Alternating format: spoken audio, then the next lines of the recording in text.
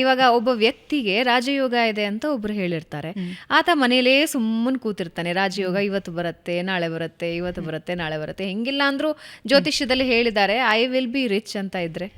Okay, this was the question I was waiting for, I can tell you. Perfect question, thank you, you asked me. Okay, ಇವಾಗ ರಾಜಯೋಗ, ನಿಮ್ಮ ಕುಂಡ್ಲಿನಲ್ಲಿ ರಾಜಯೋಗ ಇದೆ ಅಂತ ಅನ್ನೋಣ.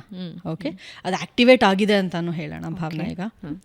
ಇವಾಗ ನೀವು ಆ್ಯಂಕರ್, ನಿಮಗೆ let's say your salary is fixed so much. Okay, ನಿಮ್ಮ ರಾಜಯೋಗ ಆಕ್ಟಿವೇಟ್ ಆಗಿದೆ, ನಿಮ್ಮ ಬಾಸ್ ಬಂದು ಹೇ ಭಾವನಾ ನಿನ್ನ ರಾಜಯೋಗ ಆಕ್ಟಿವೇಟ್ ಆಗಿದೆ ತಗೋ ಡಬಲ್ ಸ್ಯಾಲರಿ ಅಂತ ಕೊಡ್ತಾರಾ? I wish it happens, but it will not happen.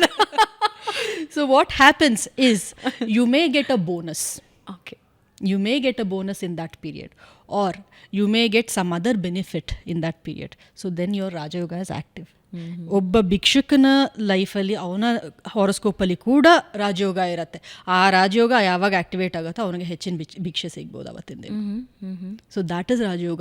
ಇವಾಗ ನೀವು ಕೆಲಸ ಮಾಡ್ತಾ ಇರ್ತೀರಾ, ಇವಾಗ ಗೌರ್ಮೆಂಟ್ ಆಫೀಸಲ್ಲಿ ನಿನ್ನ ರಾಜಯೋಗ ಆಕ್ಟಿವೇಟ್ ಆಯ್ತು ತಗೋ ತಗೋ ತಗೋ ತಗೋ ಎಕ್ಸ್ಟ್ರಾ ದುಡ್ಡು ಅಂತ ಅಂದ್ಬಿಟ್ಟು 1 ಕೋಟಿ ಯಾರು ತಂದು ಕೊಡೋದಿಲ್ಲ. That is not how it works. ರಾಜಯೋಗ ಅಂತ ಹೇಳಿದ್ರೆ ಇಟ್ ಈಸ್ ಜಸ್ಟ್ ದಟ್ ರಾಜನ ಥರ ಬಾಳೋಂಥ ಯೋಗ. Yes, that is true. And ಇನ್ನು ಕೆಲವ್ರು ಹೇಳ್ತಾರೆ ರಾಜಯೋಗ ಅಂತ ಹೇಳಿದ್ರೆ ರಾಜನ ಥರ ಆಳೋ ಯೋಗ. No, that's not correct. Actually ಎಷ್ಟೊಂದು ಜನ ಹೇಳ್ತಾರೆ ರಾಜಯೋಗ ಅಂತಂದರೆ ಪಾಲಿಟಿಷಿಯನ್ ಆಗ್ತಾರೆ, because they have power, they can like ಏನು ಹೇಳ್ತಾರೆ ಒಬ್ಬರನ್ನ ರೂಲ್ ಮಾಡುವಂಥ ಶಕ್ತಿ ಬರುತ್ತೆ. ಇದೆಲ್ಲ ಅಲ್ಲ. ರಾಜಯೋಗ ಅಂತ ಹೇಳಿದ್ರೆ ಆ ರಾಜ ಮನಸ್ಥಿತಿ ಬರುವಂಥ ಯೋಗ. ರಾಜ ಮನಸ್ಥಿತಿ ಬರುವಂಥ ಯೋಗ, ಖುಷಿಯಾಗಿರೋವಂಥ ಯೋಗ. Okay, better life. ಸೊ ನಿಮ್ಮ ಬೌಂಡ್ರಿ ಏನಿದೆಯೋ ಅದರಲ್ಲಿ ನಿಮಗೆ ಡೆಫಿನೆಟ್ ಆಗಿ ಆ ರಾಜಯೋಗ ಫಲಿಸುತ್ತೆ. ಬೆಟರ್ ಲೈಫ್ ಸಿಗುತ್ತೆ, ನೆಮ್ಮದಿ ಜೀವನ ಚೆನ್ನಾಗಿ ಸಿಗುತ್ತೆ ಅಂತ. Like I said, you may get a bonus or you may get an extra hike. ಇವಾಗ ಓಕೆ, ನೀವು 10% ಹೈಕ್ ಎಕ್ಸ್ಪೆಕ್ಟ್ ಮಾಡ್ತಾ ಇದ್ರೆ ನಿಮ್ಮ ರಾಜಯೋಗ ಇತ್ತು ಅಂತಂದ್ರೆ 15% ಸಿಗ್ಬೋದು. ದ್ಯಾಟ್ ಈಸ್ ಯುವರ್ ರಾಜಯೋಗ. ಓಕೆ, ರಾಜಯೋಗ ವರ್ಕ್ ಆಗುತ್ತೆ. ಓಕೆ, ಈಗ ಪೂರ್ವ ನಿರ್ಧಾರಿತ ಅನ್ನೋ ಪ್ರಶ್ನೆಯಲ್ಲಿ ತಗೊಳ್ತಾ ಇದೆ. ಈಗ ಜೀವನ ಪೂರ್ವ ನಿರ್ಧಾರಿತ ಆಗಿದ್ದರೆ ಯಾಕೆಷ್ಟು ಶ್ರಮ ಹಾಕಬೇಕು ಜೀವನದಲ್ಲಿ, ಯಾಕೆಷ್ಟು ಜ್ಯೋತಿಷ್ಯದ ಬಗ್ಗೆ ಯೋಚನೆ ಮಾಡಬೇಕು, ಯಾಕೆಷ್ಟು ಪೂಜೆ ಪುನಸ್ಕಾರ ಮಾಡಬೇಕು? When things will happen in that own way, ಅದು ಏನಾಗಬೇಕು ಅಂತಿರುತ್ತೋ ಅದ್ರ ಪಾಡ್ಗೆ ಅದಾಗತ್ತೆ ಅನ್ನೋದಾದರೆ, ಇವತ್ತು ನನ್ನ ಜೀವನ ಇಲ್ಲಿದೆ, ನಾಳೆ ಹಿಂಗಿರುತ್ತೆ, ಮತ್ತೊಂದಿರುತ್ತೆ ಅಂತ ಜ್ಯೋತಿಷಿ ಹೇಳಿದ್ದಾರೆ ಅಂದಮೇಲೆ ಅದಕ್ಕೆ ಪ್ರಯತ್ನ ಯಾಕೆ ಹಾಕಬೇಕು ಅನ್ನೋದು ಬಹಳ ಜನರ ಪ್ರಶ್ನೆ. ಓಕೆ, ಸೊ ನೀವು ಎಕ್ಸಾಮ್ಗೆ ಓದಿರ ಹೋದರೆ ಪಾಸ್ ಆಗ್ತೀರಾ ಅನ್ನೋದು ನನ್ನ ಕ್ವೆಶ್ಚನ್ ಅಷ್ಟೇ. ನೀವು ಇಂಜಿನಿಯರಿಂಗ್ ಮಾಡ್ತೀರಾ ಅನ್ನೋದೊಂದಿರುತ್ತೆ. ಸೊ ನೀವು ಇಂಜಿನಿಯರಿಂಗ್ ಓದಬೇಕು ಅಂತ ಅಂದ್ಕೊಂಡಿರ್ತೀರಾ.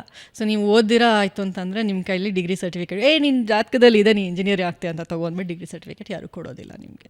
So that's my answer to it. So ಹಂಗಿದ್ದೊಂದು ಭ್ರಮೆಯಲ್ಲಿ ಯಾರು ಇರಬಾರ್ದು. ಇವಾಗ ನನ್ನ ಜೀವನ ತುಂಬ ಚೆನ್ನಾಗಿರುತ್ತೆ ಅಂತ ಜ್ಯೋತಿಷಿ ಹೇಳಿದ್ದಾರೆ, ನಾನು ಏನೂ ಕೆಲಸ ಮಾಡೋದಿಲ್ಲ, ಆರಾಮಾಗಿರ್ತೀನಿ ಅಂದರೆ ಅದು ಒಂದು ಫೂಲಿಶ್ನೆಸ್.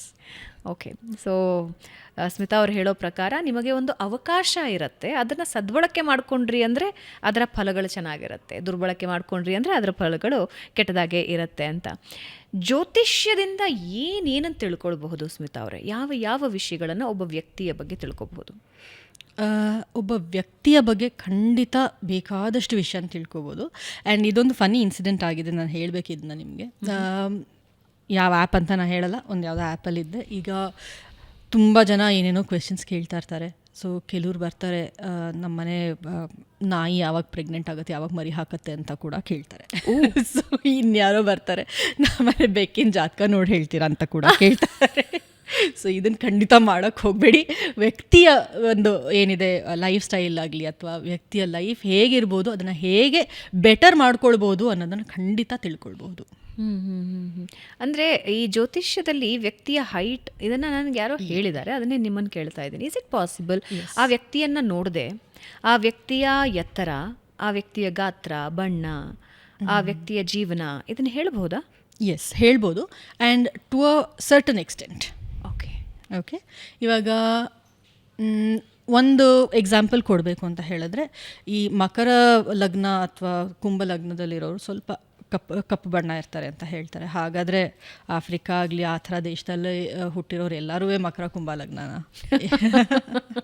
ಸೊ ಆ ರೀತಿ ಯು ಕೆನಾಟ್ ಡಿಸೈಡ್. ತಿರ್ಗಾ ಹಾಗೆ ದೇಶ ಕಾಲ ಪಾತ್ರ ಅನ್ನೋದು ಯಾವಾಗ್ಲೂ ಅದನ್ನು ನಾವು ನೋಡ್ಕೋಬೇಕು.